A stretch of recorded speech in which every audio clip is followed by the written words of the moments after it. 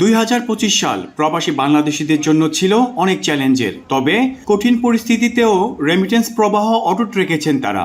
Italy, Ireland সহ ইউরোপের বিভিন্ন দেশে নিরাপদ ও বৈধ অভিবাসনের লড়াই চালিয়ে গেছেন বহু প্রবাসী। এই অর্থ 3 বছরে যারা ইতালিতে আসছেন অনেকেই বৈধভাবে আইসা এখন অবৈধ হয়ে গেছে। ইতালিতে বর্তমান অবস্থার মতো প্রবাসী অবৈধ যারা আমরা আছি, আমরা আশাবাদী যে 2026 সালে আমরা বৈধ হতে পারবো।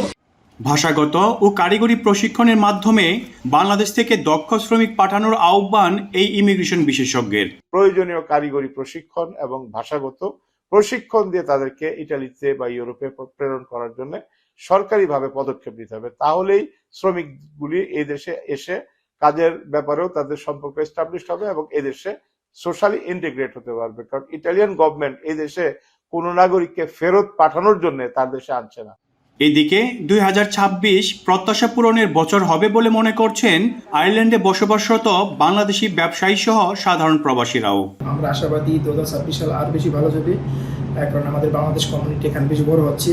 ইভেন আইরিশ যে কমিউনিটি আছে ওনারা এশিয়ান ফুডের প্রতি খুব ইন্টারেস্টেড বা আগ্রহী। প্রবাসীদের ভোটের অধিকার আমাদের বহুদিনের আকাঙ্ক্ষা ছিল। এইবার জাতীয় সংসদ নির্বাচনে 2026 সালে আমাদের সেই প্রত্যাশা পূরণ হতে যাচ্ছে।